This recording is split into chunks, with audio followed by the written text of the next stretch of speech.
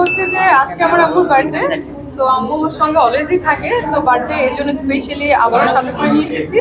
এখান থেকে আমি আবার এপিসোডে যাব। আর আমার বার্থডেতে আমি আম্মুর জন্য অলওয়েজ কেক কাটি, বিকজ আম্মু আমাকে জন্ম না দিলে অবশ্যই আমি জন্ম পাবো না, আর সৃষ্টিকর্তার ইচ্ছা ছাড়া। এই জন্য আমার বার্থডে মানে আম্মুর বার্থডে অলওয়েজ। আর আম্মুকে আমি সবসময়, আমার মা আমার সঙ্গে থাকে এভরি টাইম। মানুষ হয়তো বা যারা আমাকে দেখেছে তারা হয়তো বা জানে। আর সেকেন্ড ব্যাপার হচ্ছে যে আম্মুর বার্থডে, এই জন্য সবাই উইশ করলো, দেখলাম আমার খুব ভালো লেগেছে। আর অ্যাওয়ার্ড পেয়ে অলওয়েজই ভালো লাগে, অনেকদিন পর একটা অ্যাওয়ার্ড এসেছি। আমি কথা বলতে পারছি না, সবাই এত সাইড টক করছে। ভাইয়া, বাবার কথাটা আমি আসলে বলতে চাচ্ছি না, আপনারা নিশ্চয়ই চান না যে আমি আবার একে ইমোশনাল হয়ে যাই। আমার বাবা নাই, সো এই প্রশ্নটা বলে সব প্রশ্ন করে না।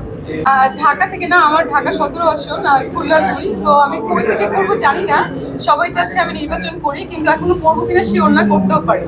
স্বতন্ত্র না কোনো দল থেকে? না, আমি স্বতন্ত্র হতে চাই, দল থেকেও চাচ্ছে নমিনেশন দিতে, বা আমি চাই না। আমি সারা জীবন স্বতন্ত্র থাকতে চাই। কোন দল থেকে? আচ্ছা, স্বতন্ত্র থাকতে চাই, কোনো দল না।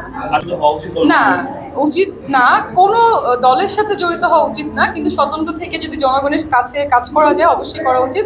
বাট আমি করবো কিনা আমি এখনো বলিনি। আমি সেদিন জাস্ট ফর কিডিং আমি একটা পোস্ট দিয়েছিলাম, কিন্তু সবাই আমাকে অফার করছে তার জন্য, নাথিং এলস।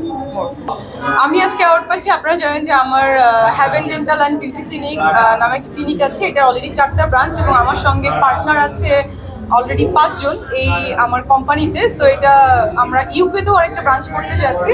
সো এই হ্যাভেন ডেন্টাল অ্যান্ড বিউটি ক্লিনিকের জন্য, এবং সাথে আমার যে সিনেমা একটা রিলিজ হয়েছে সেটার জন্য। মিস্টেরিয়াস পোস্ট আমি দিয়েছি বিকজ অফ আমার কিছু ইদানিং প্রবলেমের জন্য। কারণ আমার একটা ব্যাপার, আমি যে এটাও আবার বলি যে Haven dental and beauty clinic এটা হচ্ছে আমার একটা স্বপ্নের জায়গা। এটা আমার অনেক কষ্টে অর্জিত, আমি ডক্টর হয়েছি অনেক কষ্টে অর্জন করা। অনেক অনেক বাধা বিপত্তি, আমাকে পাশ করানো হতো না, টিচাররা অনেক আমাকে মানে মানসিক টর্চার করার পরেও আমি ডাক্তার হয়েছি। সো এই পোস্টটা এবং হ্যাভেন ডেন্টালে আমি যে এত কম টাকায় চিকিৎসা করি, আমাদের কিছু কিছু সিনিয়র স্যার আছে, প্রফেসর, তারা চায় না যে আমি এত কম টাকায় চিকিৎসা করি, তার জন্য তারা আমার পিছনে লেগে আছে। দ্যাটস ওয়াই আমি এই পোস্টটা দিয়েছি। বাট আমার কথা হচ্ছে যে আমি যদি উন্নত মানের চিকিৎসা বাংলাদেশে ফ্রি দিতে পারি, সেটা তো কারোর কোনো প্রবলেম হওয়ার কথা না। আমি জাস্ট ন্যূনতম একটা নামমাত্র টাকা নিচ্ছি, 35,000 বা 40,000, যেটা তারা 2.5-3 লাখে করে। এটাই হচ্ছে বেসিক তাদের প্রবলেম। সো আমি এই জন্যই কিছু পোস্ট দিয়েছি, এবং এই জায়গাটাতে আমি কাউকে ছাড় দিব না, সেটা যত বড় যে হোক। That's all. অবশ্যই, কেন পারবো না? আমি যদি জেনুইন থাকি, আমি যদি লিগাল থাকি, আমি কেন পারবো না? আমি তো জনগণের সেবা করছি না, আমি তো চিকিৎসা সেবা মানে কি? সেবা দেওয়া। সো আমি টাকা নিয়ে কেন আমি সেবা দিব, তাই না? আমি এই জন্য আমি একটা নামে মাত্র আমাদের কস্টিং নিচ্ছি, নিয়ে যেহেতু আমাদের অনেকগুলো ডক্টর আছেন, এই জন্যই আমরা একটা নামে মাত্র কস্টিং নিয়ে আমরা চিকিৎসা সেবা দিচ্ছি।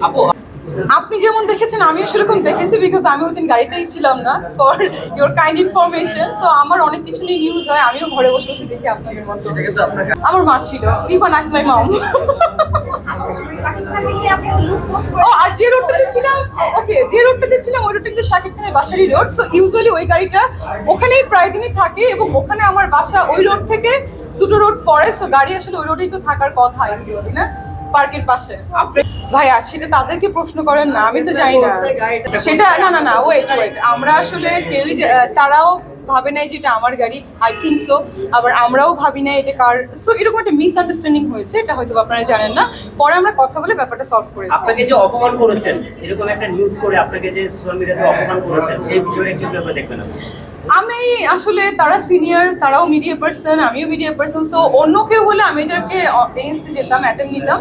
বাট অবশ্যই আমি এই ফালতু ব্যাপারে আসলে কথা বলতেই চাচ্ছি না, যেখানে মিউচুয়াল হয়ে গেছে ব্যাপারটা নিয়ে।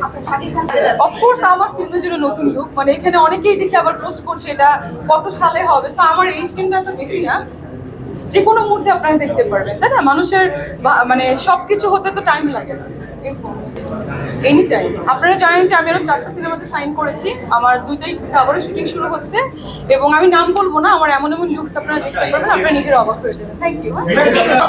আচ্ছা, নতুন বছর নিয়ে 2026-এ আমার 4টা সিনেমা 4টাই রিলিজ হবে, এবং আরো ভালো ভালো।